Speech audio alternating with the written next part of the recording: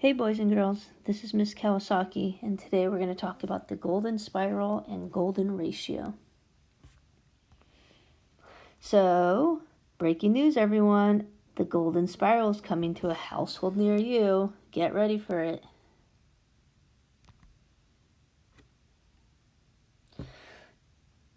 So this is a golden spiral, the red part of this picture. And a golden spiral has a lot of mathematical structure to it. It's created by using squares of various sizes, as you can see. And then using those squares, we connect the corners of two non-adjacent corners using a quarter of a circle.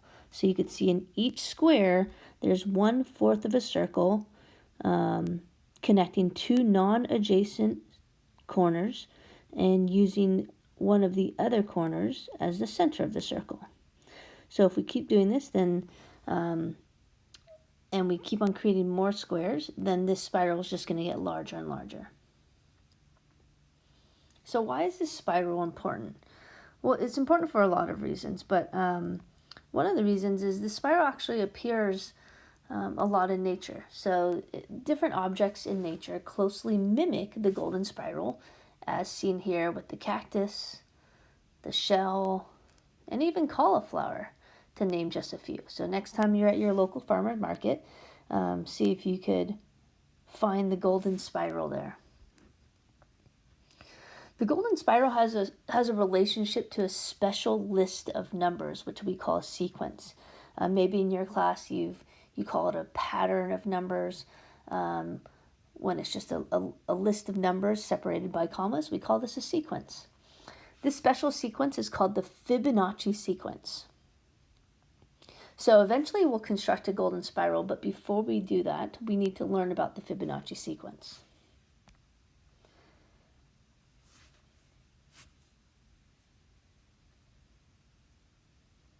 So the Fibonacci sequence is a special list of numbers, like I said before, with a specific pattern. Can you pause the video and try to figure out the pattern?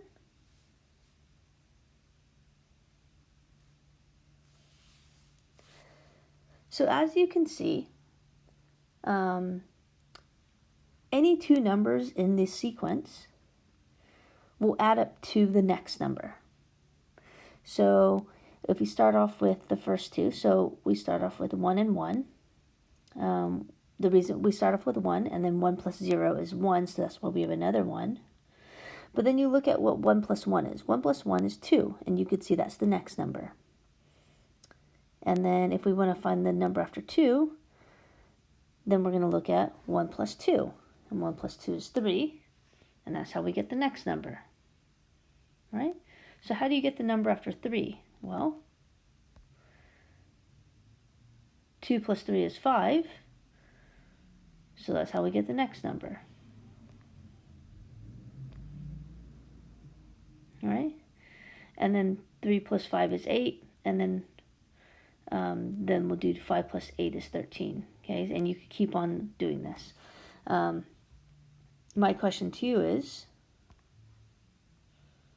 once we get to 56, can you name 3 more numbers in this sequence?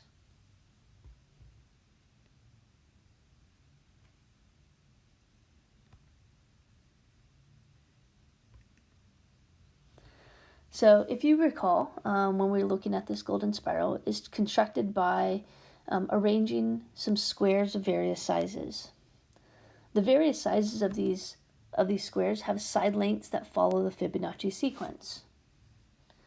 So the small squares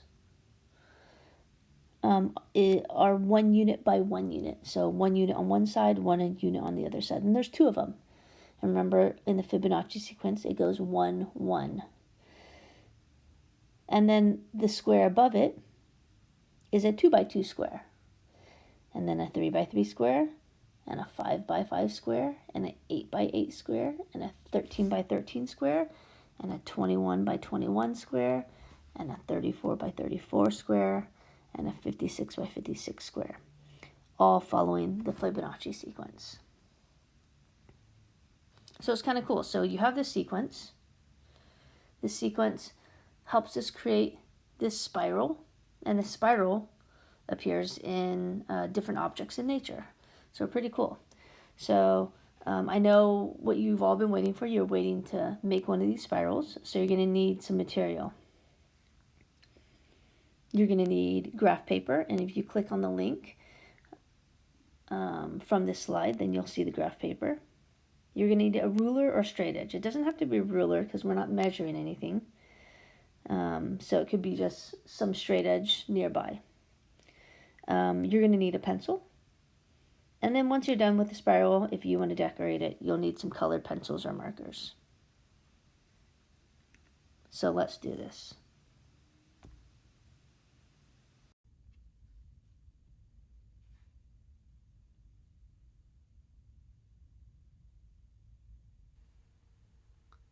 So before we start, I want you to see how this is constructed. So we're going to start off with a square and another square and build a 2x2 square. And we're going to keep on building these squares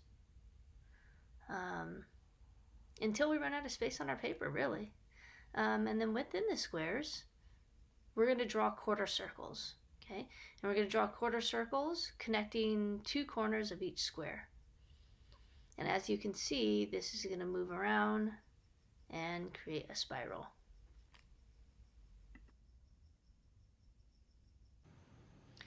So you're going to take the graph paper and you'll notice that there's a darker square. You're going to put it in the lower right hand corner.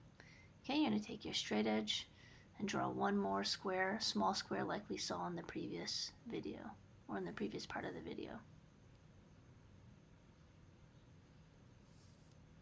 Okay, so now we have a 1x1 and a 1x1 square. And now we're going to create our 2x2 square. And it's important that you orient it just the way I'm doing it because we want to make sure that the quarter circles connect to make a spiral. So here's my 2x2 square. Okay, so my side length is 3, so I need a 3x3 square, and I'm going to move in a counterclockwise direction in making the squares. So here's my 3x3 square.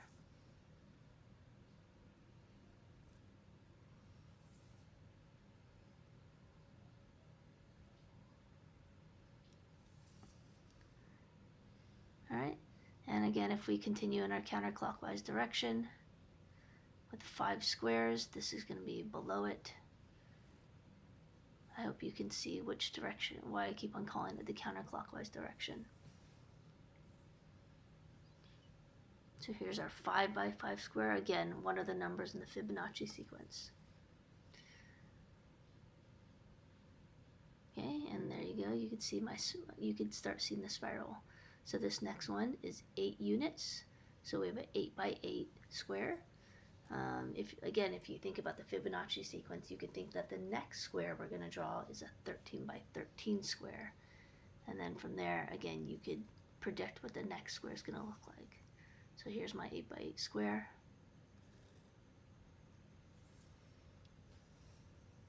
All right, 8. Okay, and now we have our 13x13 square. Again, moving in a counterclockwise direction. I'm going to draw this square on top.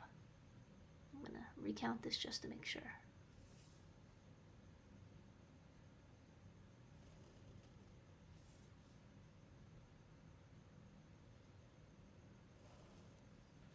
So you can see the side length of my new square is created by the length of the rectangle, of the big rectangle. So you can see there's a large rectangle right there, and that the long length of the rectangle is going to create a square, or my new square.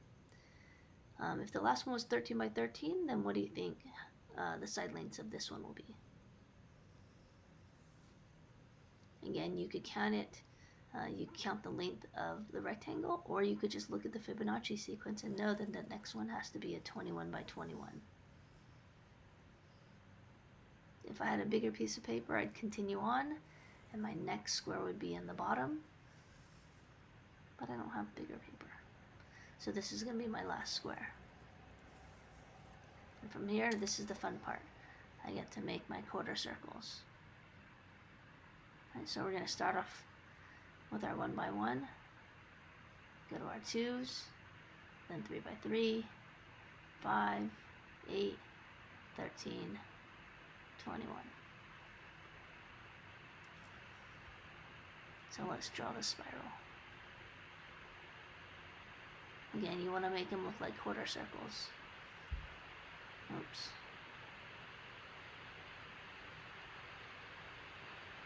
I'm sure your quarter circles are going to look better than mine.